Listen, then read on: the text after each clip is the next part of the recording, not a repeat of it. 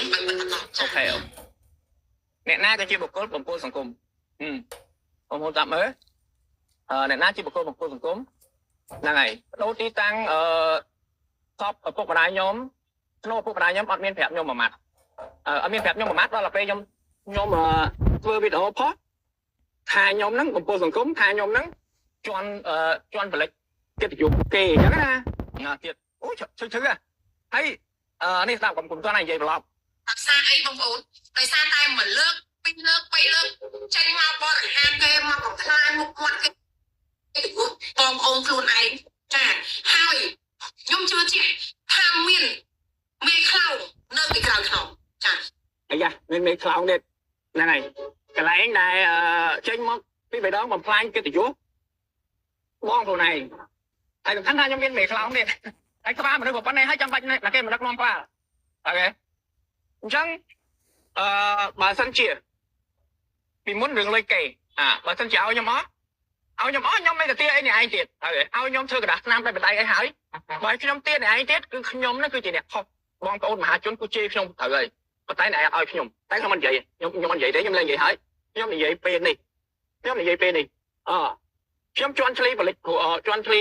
នេះឯងពួកនេះឯងបើសិនជាអ្នកឯងមានបុគ្គលិកច្រើនណាមានបុគ្គលិកច្រើនឲ្យបុគ្គលិកខលមកខ្ញុំតិចមកអីខលទៅវាប្រាប់វាតិចទៅអញរើភ្នោម៉ែថ្ងៃនេះហើយមិនគិតខ្លាចខ្ញុំនឹងទៅធ្វើវីដេអូមិនមែនអត់ទេឲ្យតែមានការប្រាប់ដំណឹងឲ្យតែមានការប្រាប់ដំណឹងគឺខ្ញុំមិនមានទៅពាក់ព័ន្ធអីទេព្រោះខ្ញុំរវល់នេះខ្ញុំនិយាយមែនយើងអ្នកក្រលក់តាមចាំផ្លូវបើយើងមិនលក់មានបាយណាទេ